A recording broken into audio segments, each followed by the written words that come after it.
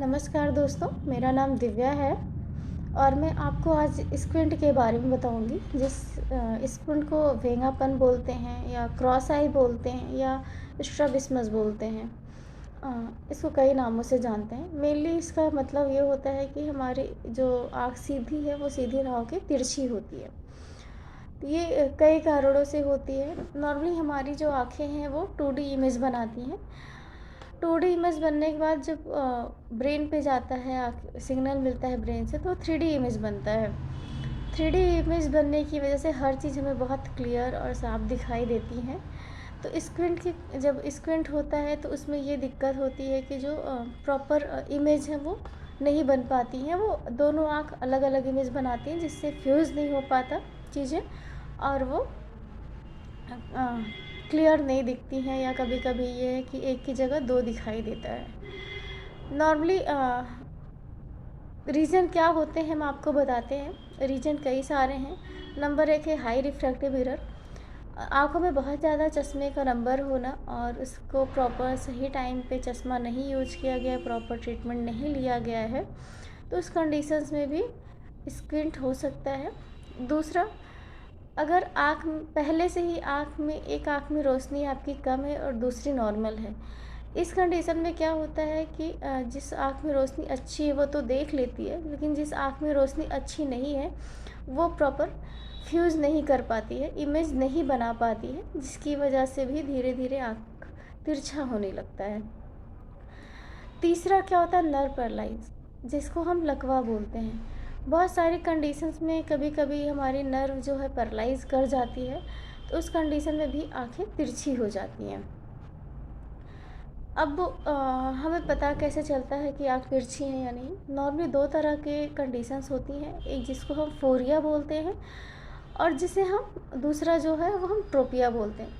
Phoria जो है वो हम ऐसे नॉर्मली पता नहीं कर सकते हैं जब तक हम चेक ना करें, या एडल्ट हैं बहुत ध्यान से देखना होता है कि आँखें तिरछी हैं या नहीं, तब आदमी जाके पता कर सकता है कि हाँ आँखें तिरछी हैं या नहीं।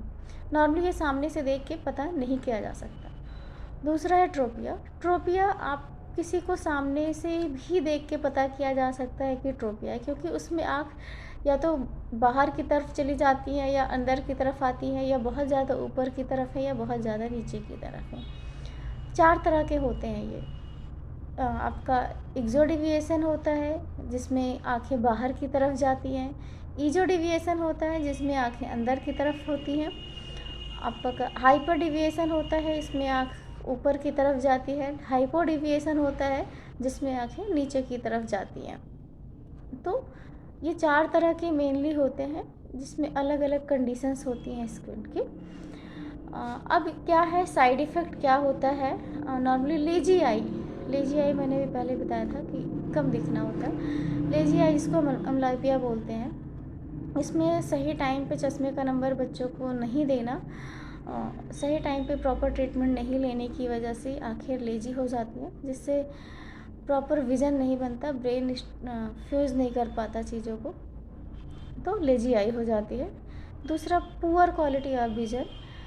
पुअर क्वालिटी ऑफ विज़न मतलब कभी कोई आँख में जैसे कॉर्निया में कोई दिक्कत है, कॉर्निया में कोई कभी चोट लग गई हो, या पीछे लेंस में कैटरेक्ट वगैरह हो गया, या पीछे कहीं पे कोई प्रॉब्लम होने की वजह से विज़न प्रॉपर नहीं बन पाता है, उसकी वजह से भी स्क्विंट होने के चांस होते हैं। और थर्ड है डिप्लोपिया।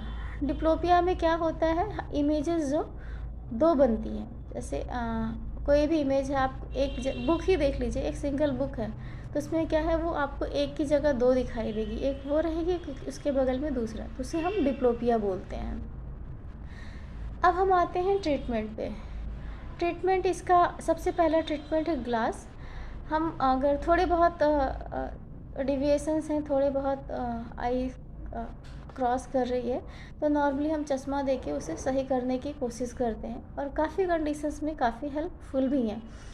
चश्मे से काम चलाया जाता है, धीरे धीरे वो कवर कर लेती है अगर रिफ्रैक्टिव एरर की वजह से स्क्विंट है तो। उसके बाद है पैचिंग। पैचिंग में क्या करते हैं, एक आँख को हम बंद करते हैं, एक आँख को पैच करके दूसरी आँख से देखने के लिए बोलते हैं। और इसमें नॉर्मली पैचिंग का जो आवर्स होता है वो 5 to 10 आवर्स करना होता है। 5 आवर्स से कम करने पे आपको कोई इसका फ़ायदा नहीं मिलता जल्दी, हमें रिज़ल्ट अच्छे नहीं मिलते हैं। तो नॉर्मली हम आँख को 5 से 10 घंटे पैच करते हैं और दूसरी आँख से देखने के लिए बोलते हैं। उससे क्या है कि आँख जोर लगाती है, ब्रेन को मैसेज जाता है, तो धीरे धीरे विज़न हमारा इम्प्रूव होता है। इसमें विज़न इम्प्रूव होने के चांस बहुत अच्छे होते हैं। ये नॉर्मली 7-8 साल की एज तक ही फ़ायदा कर सकता है। जैसे जैसे एज बढ़ती जाती है पैचिंग का फ़ायदा फिर नहीं होता है। तो अर्ली एज में पैचिंग अच्छा रिस्पॉन्स देता है विज़न इम्प्रूवमेंट के लिए और स्किन इम्प्रूवमेंट के लिए। थर्ड आता है एक्सरसाइज। बहुत तरह की एक्सरसाइज हैं। कुछ एक्सरसाइज हम घर पे करवा सकते हैं, पेशेंट को बताते हैं कि वो घर पे करें। कुछ एक्सरसाइज जो होती है वो हम हॉस्पिटल में करते हैं स्नाइप्टोफोर द्वारा। वो ऑब्जर्वेशन में करवाना होता है, पेशेंट को टाइम लेके आना होता है और डेली रेगुलर चलती हैं। ऐसा नहीं कि आपने एक दिन कर लिया दूसरे दिन आपको नहीं करवाना है। एक्सरसाइज जो होंगी इसकी रेगुलर चलेंगी और इससे भी बहुत फ़र्क पड़ता है आँखों में। फोर्थ एंड लास्ट है सर्जरी। सर्जरी भी ट्रीटमेंट है। इसमें सर्जरी में जब आँखें बहुत ज़्यादा तिरछी हो जाती हैं, जब चश्मा, पैचिंग, एक्सरसाइज तीनों से काम नहीं चल पाता है, तो हम सर्जरी ऑप्शन में रखते हैं। हाँ, ये चीज़ ध्यान दीजिएगा कि सर्जरी के बाद आपका विज़न नहीं बढ़ता है, कॉस्मेटिकली देखने में आँखें सीधी हो जाती हैं। तो ये जो एक्सरसाइज या पैचिंग करते हैं या ग्लास देते हैं वो हम विज़न इम्प्रूवमेंट के लिए देते हैं। सर्जरी से आँखें सीधी होती हैं, ये नहीं कि विज़न बहुत ज़्यादा इम्प्रूव होता है। थोड़ा बहुत इम्प्रूव हो सकता है कि अगर सही टाइम पे सर्जरी हो गई, प्रॉपर आँखों में इमेज बनने लगी है, तो फ़ायदा होता है। बेसिकली सर्जरी जो है वो कॉस्मेटिक पर्पज़ के लिए है कि जैसे आँखें देखने में ख़राब सी ना लगे कि एक आँख बाहर जा रही है, एक आँख अंदर की तरफ है। तो यही है। Thank you.